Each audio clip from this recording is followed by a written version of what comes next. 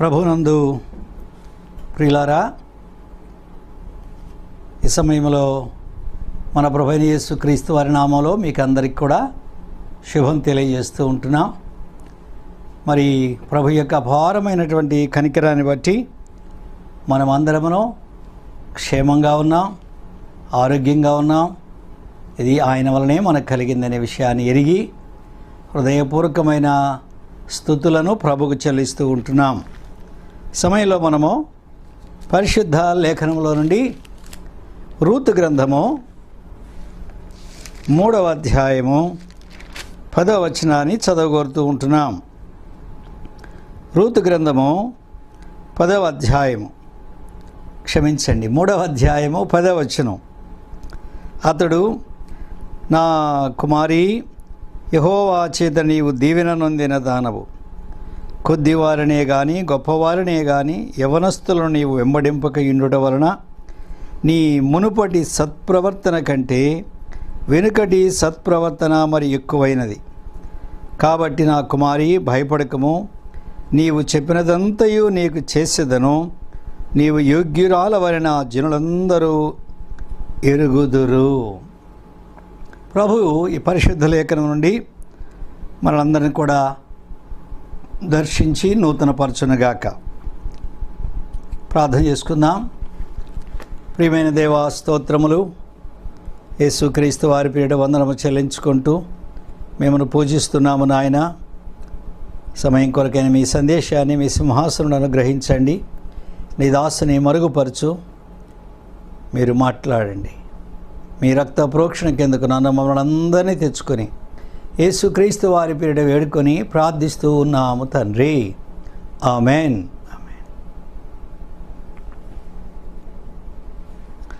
ప్రియులారా, ఇద్దరు వ్యక్తుల మధ్య జరిగినటువంటి సంభాషణను మనం ఇక్కడ చూస్తున్నాం. రూతు గ్రంథము 3వ అధ్యాయము 10వ వచనాన్ని మనం చూసినప్పుడు ఇక్కడ బోయజు అనేటువంటి ఒక ధనవంతుడు రూతు అనేటువంటి మోయాబీరాలతో మాట్లాడుతూ ఉంటున్నాడు. ఏమంటున్నా అంటే, నా కుమారి, యెహోవా చేత నీవు దీవెన నొందిన దానవు. కొద్దివారినే గాని గొప్పవారినే గాని యవనస్తులు నీవు వెంబడింపక ఉండుట వలన నీ మునుపటి సత్ప్రవర్తన కంటే వెనుకటి సత్ప్రవర్తన మరి ఎక్కువైనది. మునుపటి అంటే గత కాలంలో ఉండేటువంటి సత్ప్రవర్తన కంటే వెనుకటి సత్ప్రవర్తన అనగా ప్రస్తుతము ఇప్పుడు నీ యొక్క ప్రవర్తన మరి ఎక్కువగా బాగున్నది, మరి చక్కగా ఉన్నది. సత్ప్రవర్తన అనే మాటను మనం ఇక్కడ చూస్తున్నాం. ప్రవర్తన అంటే దానికి మనము నడిచే విధానము అని అర్థం. నడవడం అంటే కేవలము కాళ్ళతో నడిచేదే కాదు, మన జీవన శైలి, లైఫ్ స్టైల్ అంటారు. జీవన శైలి, జీవన విధానం. కనుక గత కాలంలో నీవు జీవించినటువంటి ఆ జీవితం కంటే, అంటే గత కాలంలో నీవు ప్రవర్తించినటువంటి నీ ప్రవర్తన కంటే ఇప్పటి నీ ప్రవర్తన మరి ఎక్కువగా ఉన్నది. ఏ విషయంలో అంటే సత్కార్యముల విషయంలో, సత్ప్రవర్తన విషయంలో. కనుక ఈ బోయజు యూదుడు, యూదాగోత్రంలో పుట్టినవాడు, ఇశ్రాయేలు వంశం, ఇశ్రాయేలీయుడిన. మరి ఈ మోయాబీరాలైనటువంటి విధవరాలైనటువంటి ఈ రూతుతో మాట్లాడుతూ ఉంటున్నాడు. ఏమంటున్నా అంటే, నీవు యెహోవా చేత ఆశీర్వదింపబడిన దానవు.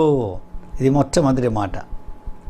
ఆ తర్వాత అంటున్నాడు, మునుపటి ప్రవర్తన కంటే ఇప్పటి నీ ప్రవర్తన మరి సత్ప్రవర్తన మరి అధికంగా ఉన్నది.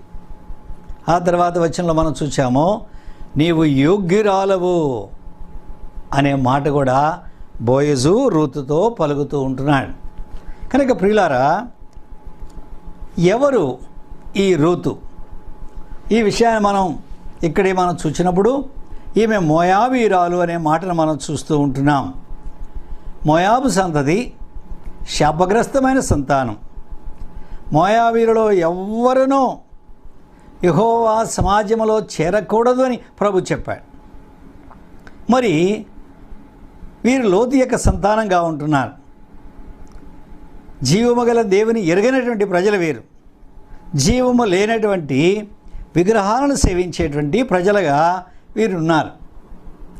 ఇలాంటి మోయాబీరాలు యెహోవా చేత ఆశీర్వదించబడినటువంటి స్త్రీగా మనం చూస్తూ ఉంటున్నాం. యెహోవా చేత నీవు దీవెన నొందిన దానవు. ఏ రీతిగా ఈ దీవెనలోనికి వచ్చింది, ఏ రీతిగా ఈమె సత్ప్రవర్తనలోనికి వచ్చిందనే విషయాన్ని మనం ఇక్కడ ధ్యానం చేయాలని కోరుకుంటున్నాం. 1వ అధ్యాయం 10వ వచనం మనం చూస్తే, అంతట వారు ఎలుగెత్తి ఏడ్చి నీ ప్రజల యొద్దకు నీతో కూడా వచ్చేదమని ఆమెతో చెప్పగా, మొట్టమొదటి విషయం ఏంటంటే వీరు మోయాబురాండ్రు అయినప్పటికీ నయోమి యొక్క 2 కుమారులైన కిల్యోను మహలోన్లు మోయాబు స్త్రీలను పెళ్లి చేసుకున్నారు. మరి కొంతకాలం అయిన తర్వాత వాళ్ళిద్దరూ చనిపోయారు. 2 తోడికోడళ్ళు, అత్త నయోమి, ఈ 3 మిగిలి ఉన్నారు ఆ కుటుంబంలో. 3 విధవరాండ్రే. ఇప్పుడు నయోమి దేవుడు తన ప్రజలను దర్శించాడని, వారికి ఆహారం ఇచ్చాడనే సంగతి విని తన దేశానికి వెళ్ళడానికి తీర్మానం చేసుకున్నది. అప్పుడు తన కోడళ్ళు కూడా, తన కోడళ్ళు 2 రూతు ఓర్పా 2 కూడా బయలుదేరారు.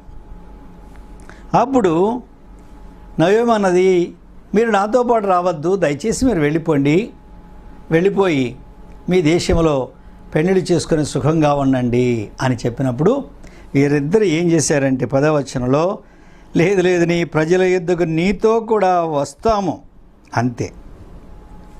సో మొట్టమొదటి సత్ప్రవర్తన మనం ఇక్కడ ఏం చూస్తున్నామంటే, నీతో కూడా వచ్చేదము అనగా నీవు నమ్మినటువంటి దేవునిని మేము వెంబడించడానికి తీర్మానం చేసుకున్నాం.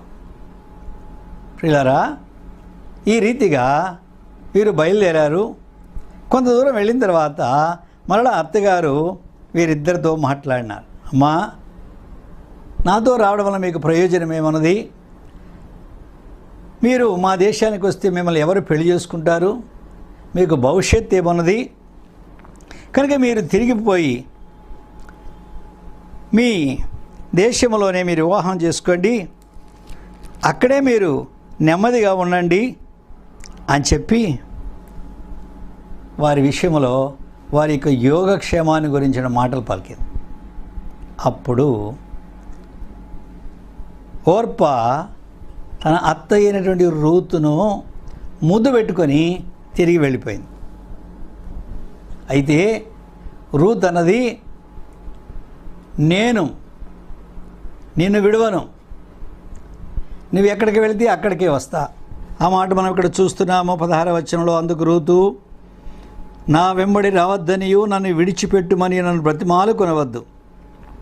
నీవు వెళ్ళు చోటికే నేను వచ్చేదను, నీవు నివసించు చోట నేను నివసించేదను, నీ జనమే నా జనము, నీ దేవుడే నా దేవుడు. నీవు మృతి పొందు చోట నేను మృతి పొందేదను, అక్కడనే పాతి పెట్టబడేదను. మరణము తప్ప మరి ఏదైనాను నన్ను ప్రత్యేకించిన యెడల యెహోవా నాకు ఎంత కీడైనా చేయునుగాక. ఆ రీతిగా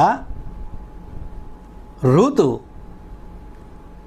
నీ వెంబడి వచ్చేదమనేటువంటి ఆ తీర్మానం మరలా వెనక్కి తిరిగి తీసుకోలేదు. ప్రియులారా,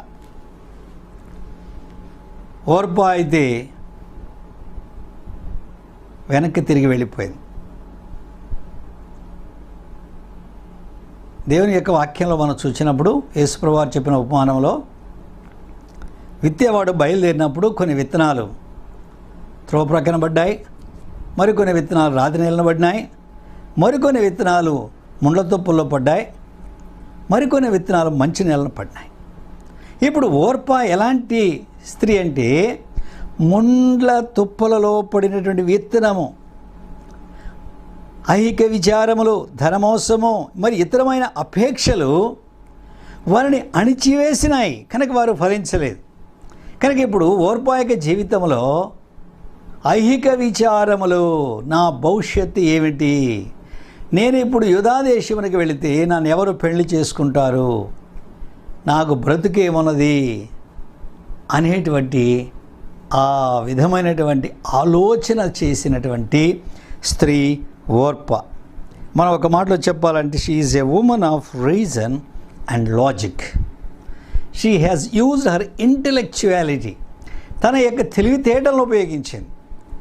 అవును కదా, ఏమీ లేదు, భవిష్యత్తు లేదు, భవిష్యత్తు ఏమీ లేదు నాకు ఇప్పుడు యూదా దేశానికి వెళ్తే అని చెప్పేసి she return back to Moab. తిరిగి తన దేవత యొద్దకు వెళ్ళిపోయింది. మోయాబీయుల యొక్క దేవత కెమోషు. ఈ కెమోషు దేవతను సేవించడానికి, మరి కెమోషు ప్రజలను పెళ్లి చేసుకోవడానికి, వారిలో ఒకరిని పెళ్లి చేసుకోవడానికి ఆమె వెళ్ళిపోయినట్లుగా మనం చూస్తూ ఉంటున్నాం.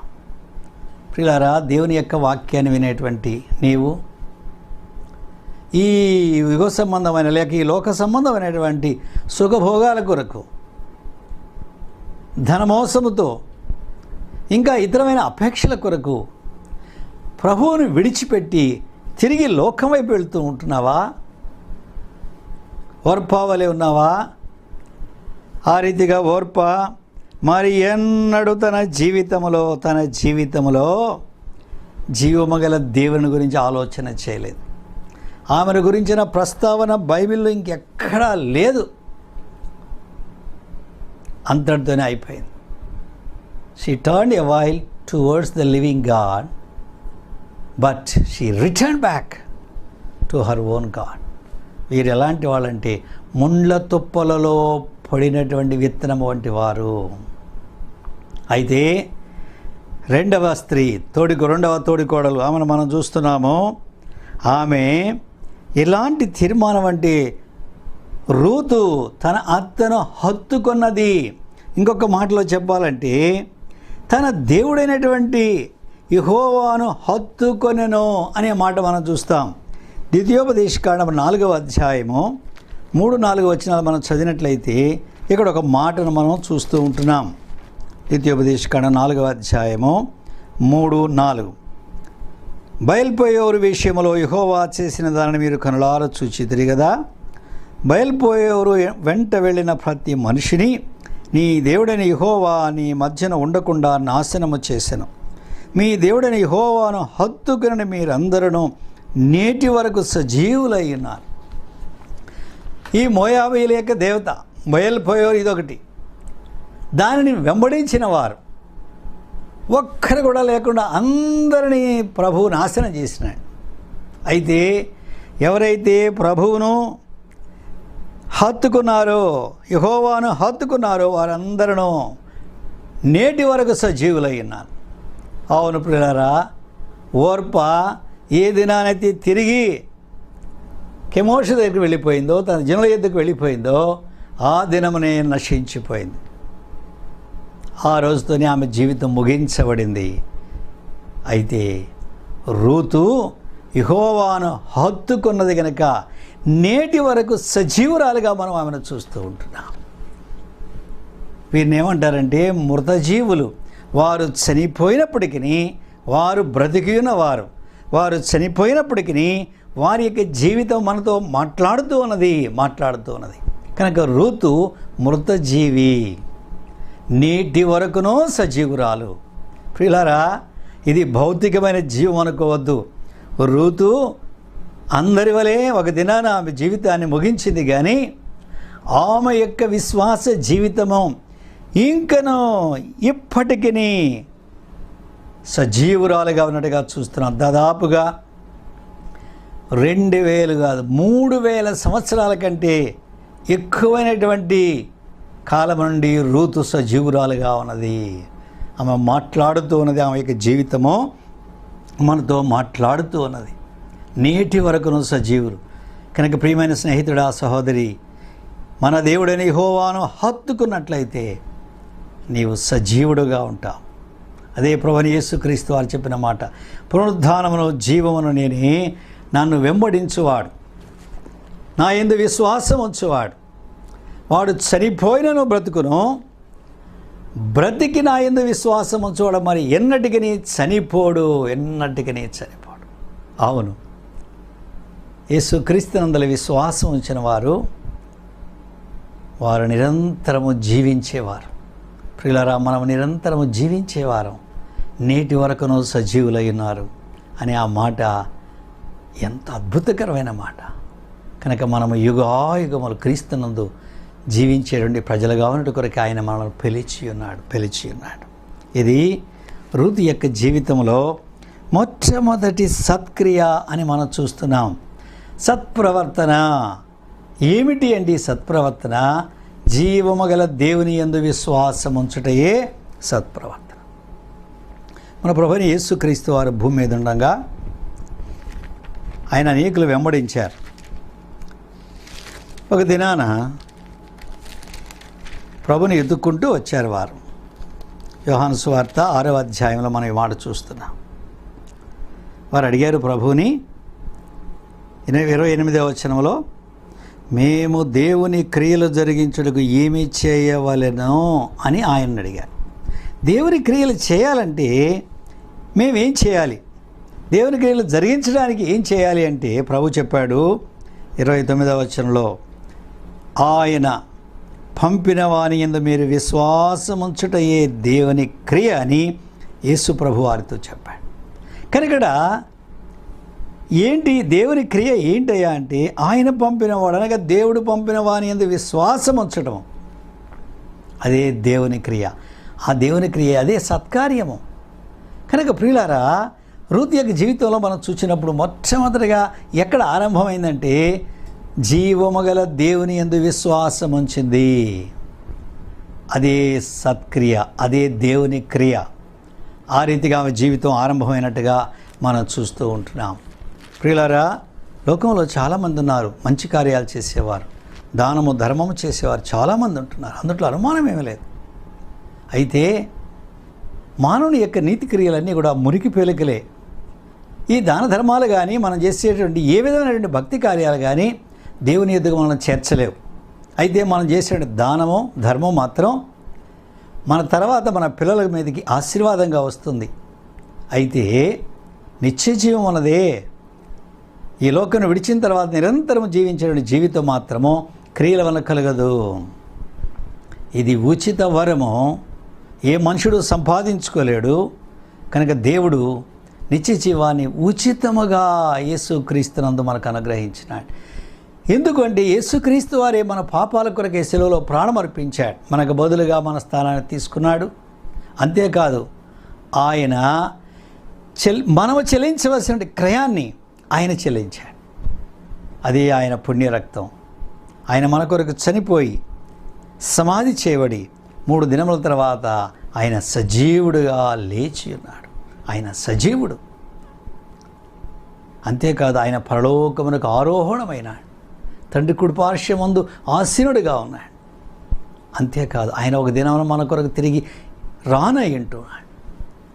ఈ సత్యాన్ని నువ్వు అంగీకరిస్తే నీవు రక్షించబడతావు. ఈ విషయాన్ని నువ్వు అంగీకరించాలా. Faith accepts and acts. విశ్వాసము అంగీకరిస్తుంది, ఆ ప్రకారంగా నడుచుకుంటుంది. కనుక ఇప్పుడు రూతు యొక్క జీవితంలో మనం ఏం చూస్తున్నామంటే, ఆమె దేవుని యొక్క వాక్యమును అంగీకరించింది, ఆ ప్రకారంగా నడుచుకున్నది. తన యొక్క విశ్వాస జీవితం ఆ రీతిగా ఆరంభమైంది. ఇదే సత్క్రియ. రోమీయులకు రాసిన పత్రిక 2వ అధ్యాయము 7వ వచనాన్ని మనం చదువుతున్నాం. సత్క్రియను ఓపికగా చేయుచు మహిమను ఘనతను అక్షయతను వెదకు వారికి నిత్య జీవమునిచ్చును. 10వ వచనం కూడా, సత్క్రియ చేయు ప్రతి వానికి, మొదట యూదునికి గ్రీసు దేశస్థునికి కూడా మహిమయు ఘనతయు సమాధానమును కలుగును. సత్క్రియ చేయు ప్రతి వానికి. కనుక ఈ సత్క్రియ మొట్టమొదటిది ఏంటయ్యా అంటే, యేసుక్రీస్తునందు విశ్వాసం ఉంచుట. ప్రభువు యేసుక్రీస్తు వారు చెప్పాడు, స్పష్టంగా పలికిన మాట. యోహాను సువార్త 3:36లో మనం చూసినప్పుడు, కుమారుని యందు విశ్వాసం ఉంచువాడే నిత్య జీవము గలవాడు, కుమారుని యందు విశ్వాసముంచని వాడు జీవము చూడడు కానీ దేవుని ఉగ్రత వాని మీద నిలిచియుండును.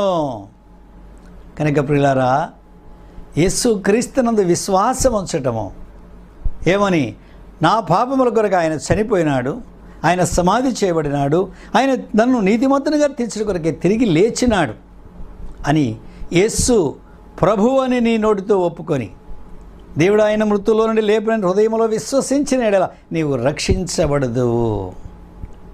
ఇది మొట్టమొదటి క్రియ. ఒక దినాన ప్రభువైన యేసుక్రీస్తు వారు భూమి మీద ఉండగా ఒక యవనస్తుడు, అధికారి, బహుధనవంతుడు పరిగెత్తుకుంటూ వచ్చి ఆ వీధిలోని ప్రభు పాదాల దగ్గర మోకరిల్లాడు. సద్బోధకుడా, నిత్య జీవమునకు వారసుడనగడుకు నేను ఏ మంచి కార్యము చేయవలనో. మంచి కార్యం చేయాలనుకుంటున్నాడు. అవును, ఆ మంచి కార్యం ఏంటి అంటే యేసుక్రీస్తునందు విశ్వాసం ఉంచుట. ఇతడు తన స్వనీతి మీద ఆధారపడ్డాడు, కానీ తన స్వనీతిని బట్టి నిత్య జీవాన్ని తన స్వతంత్రించుకోలేడు. కనుక అతడు ప్రభు చెప్పిన మాటకు మిక్కిలి వ్యసనపడి దుఃఖపడుచు వెళ్ళిపోయాడు. అంతే. ఓర్పా ఏ రీతిగా తిరిగి కెమోషి దేవతను సేవించడానికి మోయాబుకు వెళ్ళిపోయిందో, ఈ యవనస్తుడు ఎంతో ఆశగా వచ్చినాడు, కానీ ప్రభు యొక్క మాటకు అభ్యంతరపడిన వాడై, ప్రభు యొక్క మాటను అంగీకరించని వాడై వ్యసనపడుచు దుఃఖపడుచు వెళ్ళిపోయాడు. అంతే. నిరంతరము నిత్యమైనటువంటి నరకాగ్నిలో వేదన పడుతూ ఉంటున్నాడు. ప్రియులారా, రూతు దేవుని మాట విన్నది, విశ్వాసం ఉంచింది, ప్రభును వెంబడించింది, ప్రభును హత్తుకున్నది. ఆ రీతిగా మొట్టమొదటి సత్క్రియ రూతు యొక్క జీవితంలో ఆరంభమైంది. ప్రియులారా, మనందరి జీవితంలో కూడా ఒక దినాన ఈ సత్క్రియ ఆరంభించబడింది. ఎవరు ఆరంభించినారు? ఇది ఆయనే ఆరంభించినారు. మన ప్రభువైన యేసుక్రీస్తు వారు ఫిలిప్పీలకు రాసిన పత్రిక 1వ అధ్యాయంలో మనం చూసినప్పుడు 3-6 వచనాలు కలిసి ఉన్నాయి. ఈ సత్క్రియను ఆరంభించిన వాడు, మీలో ఈ సత్క్రియను ఆరంభించిన వాడు యేసుక్రీస్తు దినం వరకు దానిని కొనసాగించిన రూఢిగా నమ్ముచున్నాను. ఈ సత్క్రియను ప్రభువే ఆరంభించాడు మనలో. ప్రియులారా, ఇక్కడ ప్రభు ఆరంభిస్తే మరి ఎందుకు ఓర్ప వెళ్ళిపోయింది? ఎందుకు ఈ ధనవంతుడైనటువంటి యవనస్తుడైన అధికారి వెనక్కి వెళ్ళిపోయాడు? ఇక్కడ 2 విషయాలు మనం చూస్తున్నాం. దేవుని యొక్క సార్వభౌమాధికార చిత్తము, రెండవది మానవుని యొక్క బాధ్యత. God's sovereignty and man's responsibility together leads us into salvation. కనుక దేవుని యొక్క సార్వభౌమాధికార చిత్తము నీ బాధ్యత. కనుక ఇప్పుడు రూతు యొక్క బాధ్యత ఏంటి? విశ్వాసం ఉంచి ఆయన వెంబడించడం. ఓర్పా కూడా విశ్వసించి వెంబడించాలి. కానీ ఇహలోక సుఖములకు, ఐక విచారములకు ఈ యవనస్తుడైతే ధనమోసము చేత వెళ్ళిపోయారు. వీరు ఎలాంటి వారంటే ముండ్ల తుప్పలలో పడినటువంటి విత్తనం వంటి వారు. రూతు ఈ సత్క్రియను తన జీవితంలో ఆరంభించుటకు ప్రభునందు విశ్వాసం ఉంచింది కనుక ఆమె రక్షించబడింది. ఇది మొట్టమొదటి విషయం అనే సంగతిని మనం చూస్తున్నాం. తెస్సలోనికి రాసినటువంటి ఈ పత్రికలో మనం చూసినప్పుడు ఇక్కడ మనకు ఇంకా స్పష్టంగా అర్థమవుతుంది ఈ విషయము. చూడండి, తెస్సలోనికి రాసినటువంటి పత్రిక 1వ అధ్యాయము 9-10 వచనాల్లో మనం ఇక్కడ చూస్తున్నాము.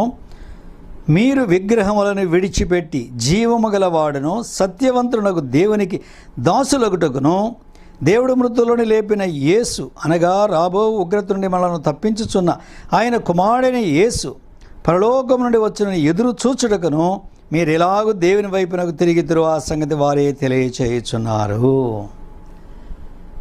విగ్రహములను విడిచిపెట్టి, జీవము లేనటువంటి విగ్రహాలను విడిచిపెట్టి జీవము గల దేవుని యొద్దకు వచ్చారు. అబద్ధపు దేవతలను విడిచిపెట్టేసి సత్య దేవుని యొద్దకు వచ్చారు తెస్సలోనికి. ఆ రీతిగా రూతు అబద్ధపు దేవతను విడిచిపెట్టింది, విగ్రహాలను విడిచిపెట్టింది, సజీవుడైనటువంటి సత్యవంతుడైన దేవుని యందు విశ్వాసం ఉంచాను. ఈ సంగతి దెస్సలోనికలు విశ్వాసం ఉంచిన ఈ సంగతి అఖయలో కూడా ఆ రీతిగాని మిగిలినటువంటి స్థలాల్లో కూడా మారు మ్రోగిందనే మాటను మనం ఇక్కడ చూస్తూ ఉంటున్నాం. మాసిదోనియాలోను అఖయలోను వారి యొక్క విశ్వాసము మ్రోగెను. 8వ వచనంలో చూస్తున్నాం ప్రభు వాక్యము. దెస్సలోనికలో ప్రభు కార్యం చేసినాడు. అక్కడ వ్యక్తులు రక్షించబడినప్పుడు వీళ్ళందరూ కూడా అన్యజనులే, యూదులు లేరు, అందరూ అన్యజనులే. వీరు నమ్ముకున్న తర్వాత వాక్యము వీరి యొద్దనుండి మాసిదోనియాకును అఖయకును బయలుదేరి వెళ్ళింది. అంటే వీరు వాక్యమును ప్రకటించారు. వాక్యము వెల్లడి ఆయను, వాక్యము వెల్లడి ఆయన. ఇది 2వ సత్క్రియ. రూతు యొక్క జీవితంలో మనం ఈ సత్యాన్ని చూస్తున్నాం. రూతు గ్రంథము 2వ అధ్యాయము. రూతు గ్రంథము 2వ అధ్యాయము 10వ వచనము మధ్యలో మనం చూసినప్పుడు బోయజు పలుకుతున్నాడు రూతుతో, నీ పెనిమిటి మరణమైన తర్వాత నీవు నీ అత్తకు చేసినదంతయు నాకు తెలియబడెను. It was sounded what you have done to your mother in లా.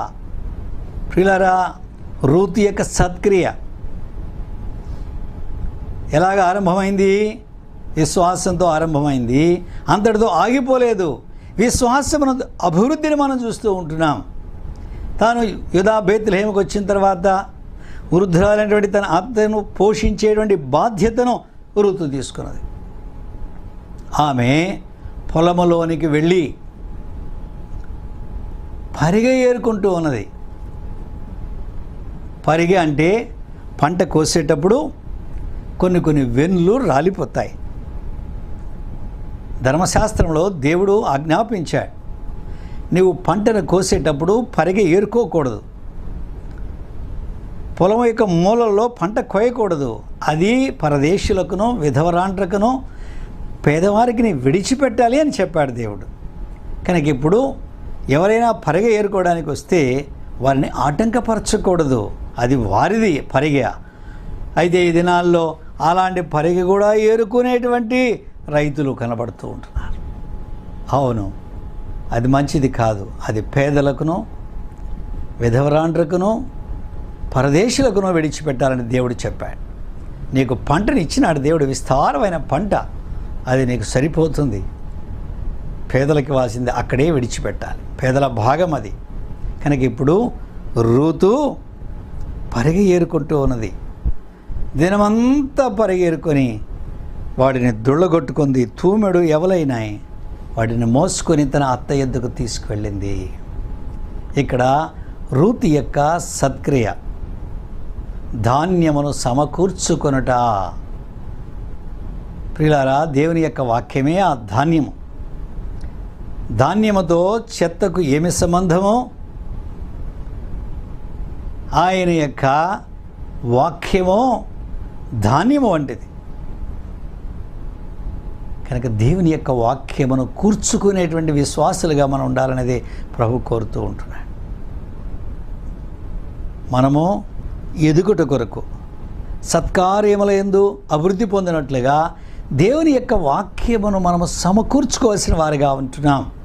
బెరియాలో ఉన్న విశ్వాసుల గురించి చెప్పబడిన మాట ఏంటంటే, పౌలు శీలలు చెప్పిన సంగతులా ఉన్నవో లేవో అని ప్రతి దినము వారు వాక్యమును పరిశోధించుతూ వచ్చి కనుక వారిలో అనేకులు ప్రభునందు విశ్వాసం ఉంచారు. వాక్యమును పరిశోధించుట, ప్రభు చెప్పాడు, సచ్ ద స్క్రిప్చర్స్, లేఖములను పరిశోధించుడి, అవి నన్ను గూర్చియే సాక్ష్యం ఇచ్చుచున్నవి. యేసు ప్రభువాన్ని ఎరగడానికి, ఆయన జ్ఞానమందు అభివృద్ధి పొందడానికి లేఖనములను పరిశోధించాలి. ప్రియుడా, దేవుడి నాడు తన లేఖనాన్ని మన చేతిలో ఉంచాడు, సంపూర్ణంగా వ్రాయించి ఈ లేఖనాన్ని మన చేతిలో ఉంచాడు. కనుక ఈ లేఖనాన్ని మనం పరిశోధించాలా, మనము చదవాలా, ధ్యానం చేయాలా, కంఠస్థం చేయాలా. అంతేకాదు ఈ వాక్యం యొక్క అనుభవాన్ని మనం ఇతరులతో పంచుకుంటూ రావాలి. ఆ రీతిగా మనము ధాన్యమును సమకూర్చుకోవాలి. రూతు బోయజ్ పొలంలో ధాన్యాన్ని సమకూర్చుకున్నది, బోయజ్ ఇచ్చినట్టు రొట్టె తీసుకున్నది. అంతేకాదు బోయజ్ ఇచ్చినట్టు పేలాలు తిన్నది ఇంటికి వెళుతూ అనగా తను ఇంటికి వెళ్ళిన తర్వాత అత్తకి ఇవ్వడానికి కొన్ని పేలాలు దాచిపెట్టుకుంది. ఇప్పుడు ఆ ధాన్యాన్ని దొళ్ళగొట్టుకున్న ధాన్యాన్ని పేలాలను తీసుకెళ్లి తన అత్త ముందు ఉంచింది. ఆ రీతిగా ప్రభుని ఎరిగిన ప్రతి విశ్వాసి మనము లేఖనములను ధ్యానించి పరిశోధించి మరొకరికి వాక్యం అందించేవారుగా, మరొకరికి సువార్త చెప్పేవారుగా, ఆ దుఃఖంలో ఉన్న వారికి ఆదరణ కలిగించే మాటలు, కృంగిపోయిన వారిని లేవనెత్తే మాటలు మనం వారికి అందించవలసిన వారిగా ఉంటున్నాం. ఇది మన యొక్క బాధ్యత అయినది ప్రియులారా, ఇది మన యొక్క బాధ్యత. కనుక ఇది సత్కార్యం. చూడండి, ఎఫెసీయులకు రాసిన పత్రిక 2వ అధ్యాయంలో మనం ఈ మాట చదువుతూ ఉంటున్నాం. ప్రభువైన యేసుక్రీస్తు వారు మనల్ని ఏర్పరచుకున్నాడు కదా.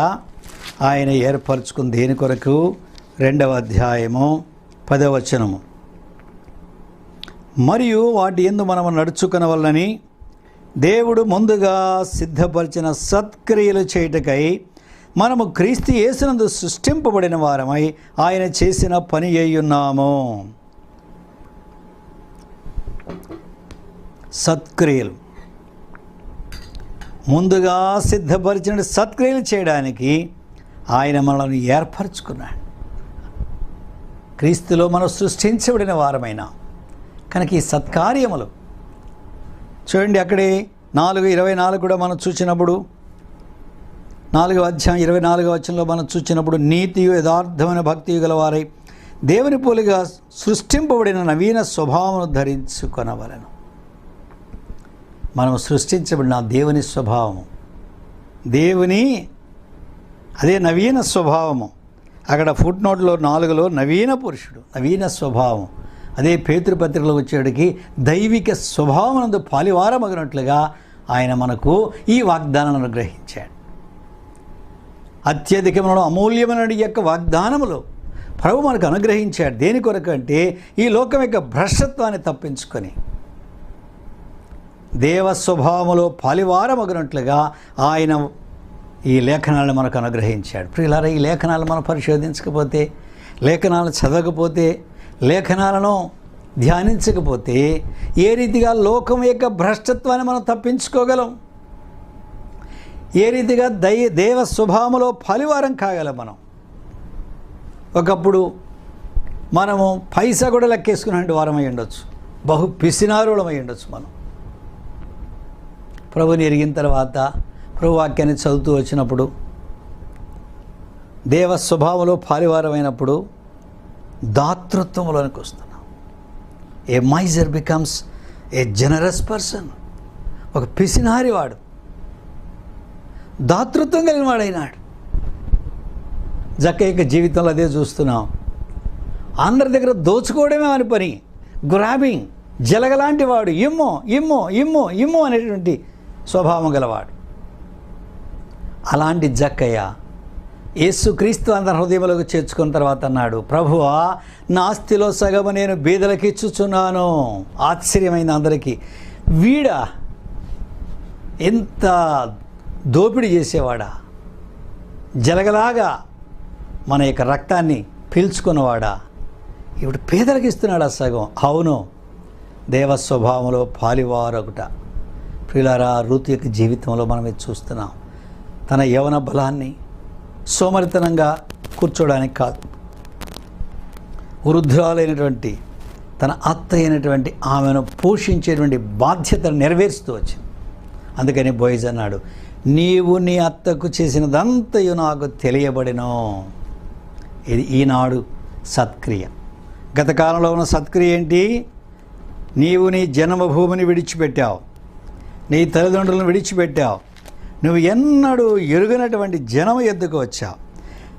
11వ వచనం 2:11లో, నీవు నీ తల్లిదండ్రులను నీ జన్మభూమిని విడిచి ఇంతకుముందు నువ్వు ఎరుగని జనమునందుకు వచ్చేతివి. కనుక ప్రియులారా, ఇంతకుముందు మొట్టమొదటి సత్క్రియ అది. ఇప్పుడు ఏంటంటే, నీ అత్తకు నువ్వు చేసినదంతయునో నాకు తెలియబడింది. కనుక ప్రియులారా, యేసుక్రీస్తు విశ్వాసం ఉంచిన మనము సత్క్రియలందు ఆసక్తి గల ప్రజలుగా ఉండాలనేది మనము తీతు పత్రికలో కూడా ఈ మాట చూస్తూ ఉంటున్నాం. తీతుకు రాసినటువంటి పత్రిక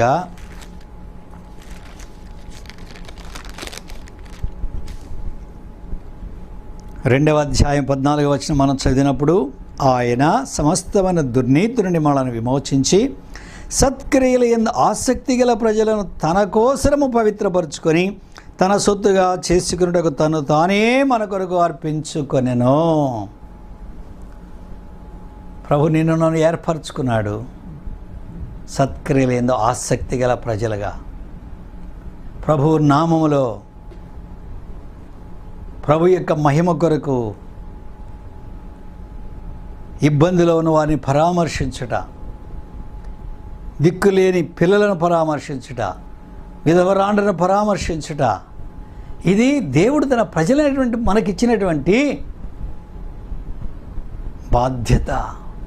అందుకనే మనం చూస్తున్నాం క్రైస్తవ మిషనరీలు ఏ దేశం వెళ్ళినా అక్కడ ఏం చేశారంటే, వారు ప్రభు నామములో వారికి చదువు నేర్పించారు, విద్య నేర్పించారు, వారికి వైద్యం చేశారు, వారికి రక్షణ స్వార్థ ప్రకటించారు. మన ప్రభు అయిన యేసుక్రీస్తు వారు భూమి మీద ఉండగా ఆయన బోధించుటకును ప్రకటించుటకును స్వస్థపరచుటకును ఆయన తన శక్తిని ఉపయోగించినాడు. కనుక ఆ రీతిగా మిషనరీలు వెళ్ళి స్కూల్స్ ఎస్టాబ్లిష్ చేశారు. మిషనరీసు బోర్డింగ్ స్కూల్స్ అంటే పిల్లలకు అక్కడే భోజనము, అక్కడే విద్య. హాస్పిటల్స్ ఎస్టాబ్లిష్ చేశారు, వైద్యం ఇచ్చారు, సువార్త ప్రకటించారు. కనుక అనేకులు ప్రభు వైపు మళ్ళుకున్నారు. విలియం బూత్ అనేటువంటి దైవజనుడు ఏమన్నా అంటే, ఈ చేతిలో సూప్, ఈ చేతిలో శర్మన్. వారికి ఆకలి అవుతూ ఉంటే నీ శర్మను ప్రయోజనం లేదు, మొట్టమొదటి నువ్వు వాని ఆకలి తీర్చు. అందుకొరకు ఇదిగో సూప్, ఇదిగో ఈ జావా, ఈ గంజి వానికి ఇవ్వు. ఆ తర్వాత దేవుని యొక్క వాక్యాన్ని ప్రకటించు. దేవుని వాక్యంలో ఉన్నది ఇది ఆయన సొంతంగా చెప్పేది కాదు ప్రియులారా. దేవుని యొక్క వాక్యంలో మనం ఈ మాటలు చూస్తూ ఉంటున్నాం. యోహాను రాసినటువంటి పత్రిక, మొదటి పత్రిక, అక్కడ ఈ మాట చూస్తున్నాం. 3వ అధ్యాయము 17వ వచనము, ఈ లోకపు జీవనోపాధి గల వాడై ఉండి తన సహోదరునికి లేమి కలుగుట చూచియు అతని ఎడల ఎంత మాత్రమును కనికరము చూపని వాని యందు దేవుని ప్రేమ ఎలాగు నిలుచును. కనుక మనకు ఆహారం ఉన్నది, జీవనోపాధి ఉన్నది, ఏమీ లేనివాడు ఉంటున్నాడు.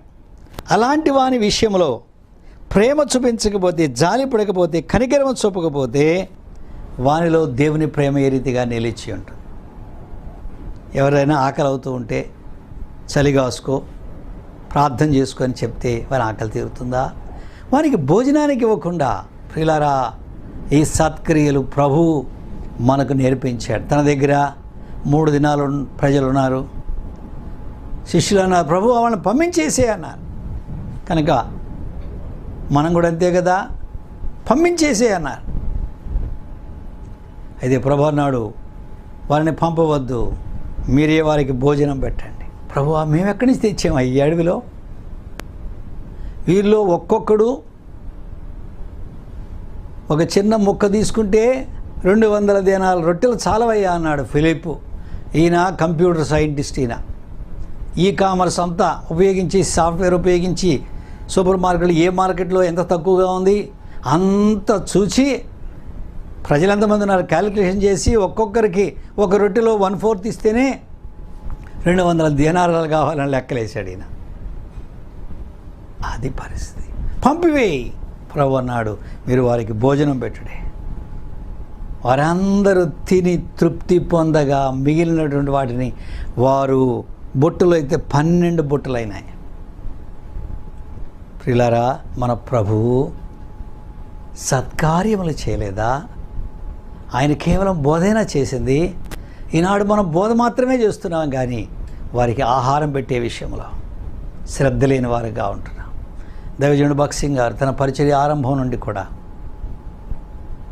పరిశుద్ధ సమాజ కూడికలు జరిగితే ఏ విధమైనటువంటి రిజిస్ట్రేషన్ ఫీజు కానీ ఏ ఫీజులు ఉండవు. అందరికీ ఆహారము విశ్వాసముతో, ప్రభునందు విశ్వాసంతో అందజేసిన ఆయన అనుచరులు, లేకపోతే ఆయన సహపని వారు అందరూ కూడా ఆ రీతిగానే. ఆదివారం నాడు ప్రేమా విందు అందరికీ. ప్రియులారా, ఈనాడు మనం ఏం చేస్తున్నాం? కనుక సత్కార్యములలో మనం మాదిరిగా ఉండాలనే విషయాన్ని జ్ఞాపకం పెట్టుకుందాం. ఇది రెండవ సత్కార్యము రూతు యొక్క జీవితంలో మనం చూసేటువంటిది. మూడవదిగా మనం చూసినప్పుడు దయచేసి చూడండి, రూతు గ్రంథము 3వ అధ్యాయము 10వ వచనం. బోయజు రూతుతో అంటున్నాడు, యవ్వనస్తులని వెంబడింపక ఉండుట వలన నీ మునుపటి సత్ప్రవర్తన కంటే వెనుకటి సత్ప్రవర్తన మరి ఎక్కువైనది. యవ్వనస్తులను వెంబడించలేదు ఆమె. పేదవారు కానీ ధనవంతులైన వారి ధనవంతుల్లో ఉన్నటువంటి యవ్వనస్తులను వెంబడించలేదు. ఆయన అన్నాడు, నీవు యోగ్యురాలవు, a woman of strong moral character. కనుక రూతు యొక్క జీవితాన్ని మనం చూసినప్పుడు a strong woman in her morality, తన యొక్క నైతిక జీవితంలో ఎంత గట్టి మనిషి అంటే ఎన్నడూ కూడా శత్రువుకు చోటు ఇవ్వలేదు. దేవుని వాక్యం ఆయన గురించి చెప్పబడింది, యోగ్యురాలవు, virtuous woman, a woman of strong moral character. యవ్వనస్తులను వెంబడించలేదు, ధనవంతులు కావచ్చు, పేదవారు కావచ్చు. కనుక ఈనాడు లోకంలో డబ్బుని వెంబడిస్తున్నావా, లేక పూర్వకాలపు పద్ధతులను అనుసరిస్తున్నావా, పితృపారంపర్యమైన వ్యర్థమైన ప్రవర్తనలు అనుసరిస్తూ ఉంటున్నావా, లేక latest technology, latest designs, latest models వస్త్రధారణ కానీ, లేకపోతే యాక్టివిటీస్ కానీ పూర్వకాలం పద్ధతిలో ఉన్నావా, లేక నవీన యుగం పద్ధతిలో ఉంటున్నావా? రూతు ఈ రెండింటిలో లేదు. ఎందులో ఉన్నదంటే ఆమె స్క్రిప్చరల్ ట్రెడిషన్, లేఖనం ఏం చెప్తున్నదో అదే తన అత్త ద్వారా బోధించబడింది. బోయజు మనకు సమీప బంధువుడు. కనుక ఇప్పుడు రూతు బోయజ్ దగ్గరికి ఎందుకు వచ్చిందంటే వాక్యానుసారముగా బోయజు తమకు సమీప బంధువుడు. ఈ సమీప బంధువుని తన జీవితంలో తన భాగస్వామిగా చేసుకోవడానికి ఇష్టపడి లేఖనానుసారముగా ప్రవర్తించింది. ఇది ఆమె యొక్క సత్కార్యము. కనుక ప్రియులారా, పూర్వకాలంలో మనుషులు ఒక రీతిగా చెప్పవచ్చు, నవీన కాలంలో మనుషులు ఇంకొక రీతిగా చెప్పవచ్చు. పూర్వకాలపు నాగరికత, ప్రస్తుత కాలపు నాగరికత వేరువేరుగా ఉండవచ్చు. కానీ ఆ కల్చర్లోకి వెళ్ళవద్దు. బిబిలికల్ కల్చర్, దేవుని యొక్క వాక్యం మనకి ఏమి బోధిస్తూ ఉన్నది, ఆ ప్రకారముగా మన యొక్క జీవిత భాగస్వామిని ఎన్నుకునేవారిగా ఉండాలనే సత్యాన్ని మనం ఇక్కడ చూస్తున్నాం. కనుక రూతు ఈ విషయంలో సత్ప్రవర్తన కలిగి, మునుపటి సత్ప్రవర్తన కంటే నేడు ఆమె యొక్క సత్ప్రవర్తన అధికమైన, ఆ సత్ప్రవర్తన అంతకంతకు తేజరిల్లుతూ ఉన్నది. ఆమెను గురించిన వార్త మ్రోగిపోయింది. ఆమె సత్ప్రవర్తన యెహోవా రెక్కల క్రింద ఆశ్రయం పొందడానికి వచ్చినటువంటిది. ఆమె తన ఇంటి వారిని, తన జన్మభూమిని, తన తల్లిదండ్రులను విడిచిపెట్టి ప్రభువును వెంబడించినటువంటి ఆ సంగతి బేత్లెహేం అంతా కూడా మారుమ్రోగింది. అంతేకాదు, మారుమ్రోగడమే కాదు, ఇప్పుడు రూతు యొక్క సత్ప్రవర్తన గురించి ప్రతి ఒక్కరి నోట ఉన్నది. యవ్వనస్తులను వెంబడించలేదు, తన యొక్క జీవితాన్ని భద్రపరుచుకున్నది, తాను పవిత్రురాలుగా ఉన్నది అనేటువంటి విషయాన్ని అందరి నోట ఉన్నది. ప్రియుడా, ప్రభు మనల్ని ప్రేమించి తన రక్తం ఇచ్చుకొని తన కొరకు మనము నిర్దోషులుగా, నిష్కళంకులుగా, మచ్చ ముడత లేని వారముగా ఉండడం కొరకై ప్రభు మన కొరకు తను తాను అప్పగించుకున్నాడు. ఏ చేస్ట్ వర్జిన్, పవిత్రాలని కన్నికనగా నేను మిమ్ములను ప్రభువుకు ప్రధానము చేసి తిని అంటాడు అపోస్తలుడైన పౌలు. అవును, మనము చేస్ట్ వర్జిన్గా పరమగీతంలో మనం చూసినప్పుడు నా ప్రియురాలు మూతవేయబడిన జలకూపము, నా ప్రియురాలు ప్రాకారము కలిగినటువంటి వనము. అది మన యొక్క పవిత్రమైనటువంటి జీవితాన్ని తెలియచేస్తూ ఉన్నది. ఆ రీతిగా రూతు సత్ప్రవర్తనలో అధికమైనటువంటి అనుభవంలోనికి మనం వచ్చినట్టుగా మనం చూస్తూ ఉంటున్నాం. కనుకనే 4వ అధ్యాయం 10వ వచనానికి వస్తున్నాం. బోయజ్ మరలా ఇక్కడ మాట్లాడుతున్నాడు. నేను మహలోను భార్య అయిన రూతును మోయాబీయురాలని సంపాదించుకొని పెండ్లి చేసుకొనుచున్నాను. ఎంత ఘనత!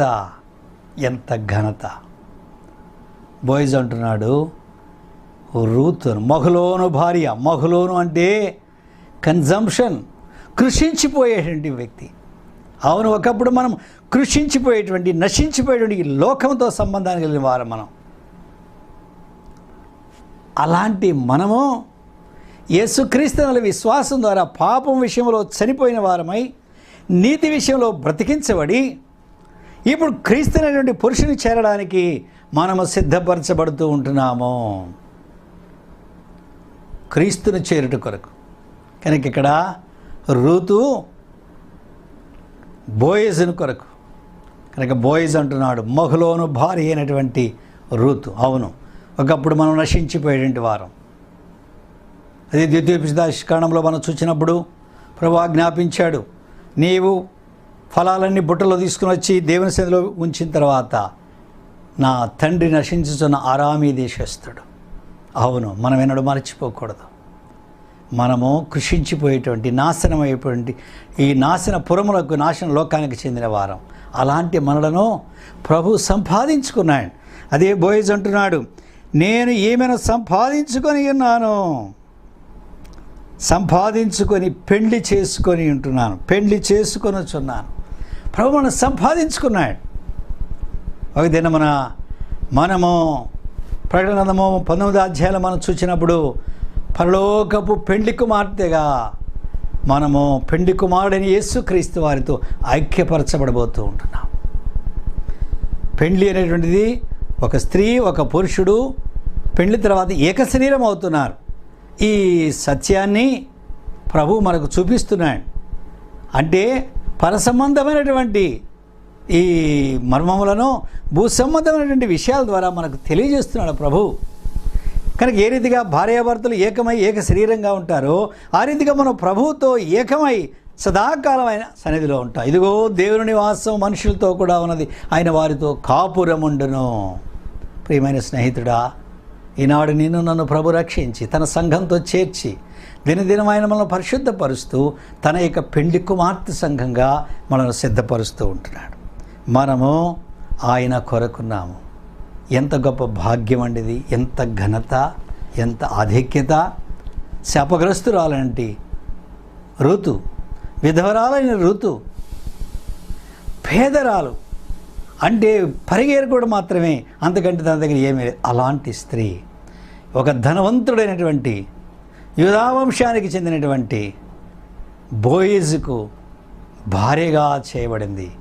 బోయజు ఆమెను తన పెళ్లి భార్యగా చేసుకున్నాడు. ప్రియులారా, ఇందాక మనం చదువుకున్నాం, చూడండి మరలా మాట చదువుకుందాం. రోమీయులకు రాసిన పత్రిక 2వ అధ్యాయం, రోమీయులకు రాసిన పత్రిక 2వ అధ్యాయము 10వ వచనము. సత్క్రియ చేయు ప్రతి వానికి మొదటి యూదునికి గ్రీస్తునికి కూడా మహిమయు ఘనతయు సమాధానమును కలుగును. 3 విషయాలు ఇక్కడ మనం చూసాం. సమాధానము, ఘనత, మహిమ. స్క్రిప్చర్లో వాక్యంలో ఇటు నుంచి ఉన్నాయి, మహిమ, ఘనత, సమాధానం. అయితే పైనుండి ప్రభు చూస్తున్నాడు ఆ మాటలు.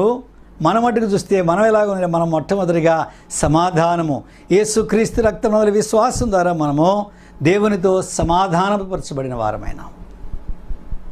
ఆ తర్వాత మనము ఘనతలోనికి తీసుకురాబడ్డాం. ఎన్నిక లేని మనము ఆయన సంఘముగా, ఆయన ప్రజల్లో తీసుకురాబడ్డాం. రూతు ఎంత ఘనతలోని తీసుకురాబడింది. పరిగె ఏరుకునేటువంటి ఈ పేదరాలు, విధవరాలు అదే పొలమునకు అధికారిగా ఆ యజమానుని యొక్క భార్య అయింది. ఎంత ఘనత అండి! ప్రభువు మన కొరకు ఏమి సిద్ధపరిచాడో మనకు తెలియదు. అనేకసార్లు మనము వెనుకున్న వాటిని చూస్తున్నాం, కానీ ముందున్న దినాల్లో ప్రభు మన కొరకు ఎంత ఘనమైనవి, ఎంత శ్రేష్టమైనవి మన కొరకు సిద్ధపరిచించాడో మనకు తెలియదు ప్రియులారా. వాటి కొరకే మనం ఆతురపడుతూ పరిగెత్తవలసిన వారిగా ఉంటున్నాం. అంతేకాదు, మూడవ మాట, బోయజు రూతునందు ఓబేదుని కంటే, ఓబేదు యెషైని కంటే, యెషై దావీదుని కన్నాడు, రాజైన దావీదుని కన్నాడు. రూతు ఇప్పుడు రాజవంశములోనికి తీసుకురాబడింది. అంతేనా? మత్తయి సువార్త 1వ అధ్యాయంలో మనం చూసినప్పుడు అబ్రహాము కుమారుడు, దావీదు కుమారుడు, యేసుక్రీస్తు వంశావళి, అందులో రాయబడిన మాట, బోయజు రూతునందు ఓబేదుని కనెను. ఆ రీతిగా దావీదు, ఆ తర్వాత కన్యక అయిన మరియ యందు ప్రభు అయిన క్రీస్తు పుట్టాడు. యేసుక్రీస్తు వారి యొక్క వంశావళిలో ఆమె పేరు చేర్చబడింది. ఎంత మహిమ! తనకు తెలుసా?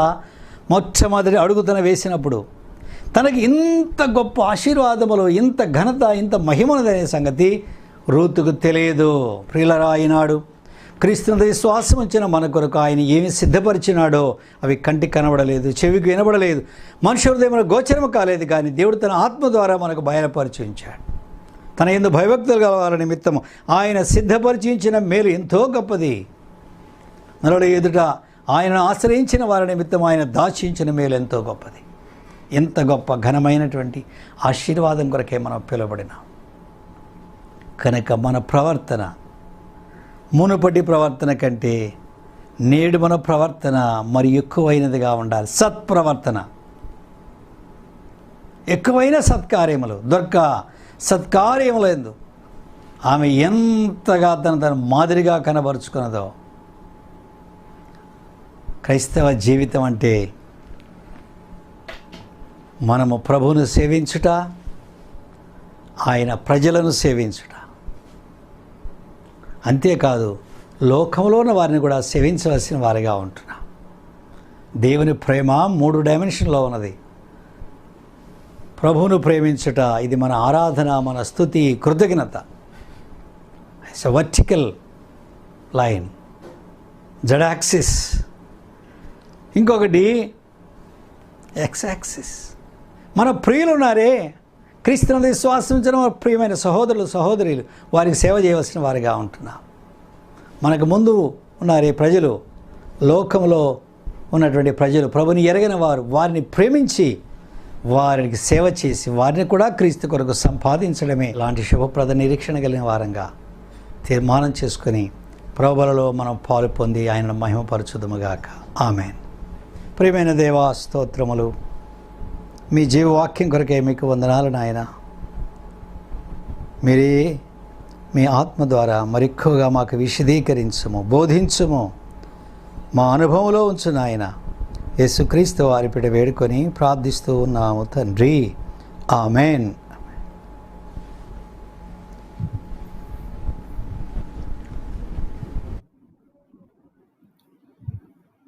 ఆ రీతిగానే మరికొన్ని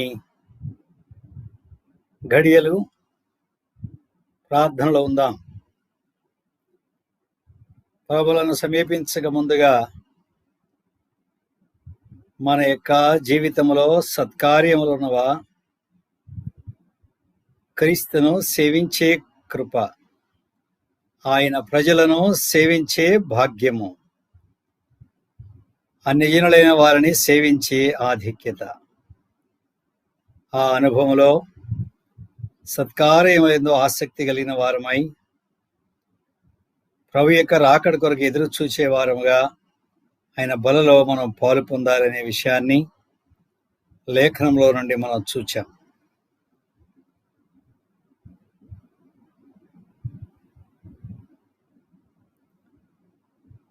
మౌనముగా ప్రార్థనలో ఉందాం.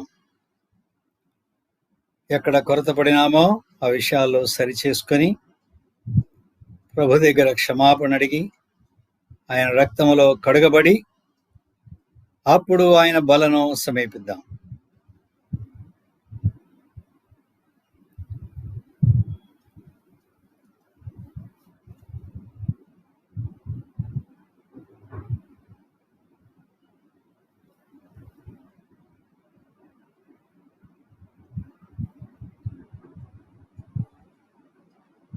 ప్రేమగల పరలోకపు తండ్రి, యేసుక్రీస్తు వారి పేరిట స్తోత్రములు. మహోన్నతుడా, మిమ్మల్ని ఘనపరిచి ఆరాధించుకుంటూ ఉన్నాం. కృతజ్ఞతా స్తోత్రములు. మీ సజీవ సత్యవాక్యం కొరకై స్తోత్రములు. మా పితరురాలైన రూతు మిమ్మల్ని హత్తుకుని దాన్ని బట్టి నేటి వరకు ఆమె సజీవురాలుగా ఉన్నది. ఆమె జీవితము మాతో మాట్లాడుతూ ఉన్నందుకు కొరకై మీకు స్తోత్రములు. నేటి దినాల్లో జీవించే మేము ప్రియ ప్రభువా, మా యొక్క సత్ప్రవర్తన దినదినము అధికమగినట్లుగా కరుణించండి. కేవలము గత కాలాల్లో ఉన్న అనుభవాల మీద మేము ఆధారపడిన వారంగా కాకుండా మా యొక్క వెలుగు అంతకంతకు తేజరిల్లినట్లుగా, మా సత్కార్యములు అంతకంతకు అధికమగినట్లుగా మమ్మల్ని దీవించు నాయన. ప్రియ ప్రభువా, మీకు స్తోత్రములు. మా ఎదుట ఉంచబడిన మీ బల కొరకై మీకు వందనములు. నన్ను జ్ఞాపకం చేసుకున్నట్టుకే దీనిని చేయుడి అని చెప్పిన మీ మాట కొరకై స్తోత్రాలు. మీ మాట ప్రకారంగా నాయన మీ బలలో మేము పాలు పొందుతూ ఉండగా మీ దీవెనను మాకు అనుగ్రహించు. కృతజ్ఞత చెల్లించి యేసుక్రీస్తు వారి పేరిట ప్రార్థన చేయుచున్నాము తండ్రి. ఆమేన్.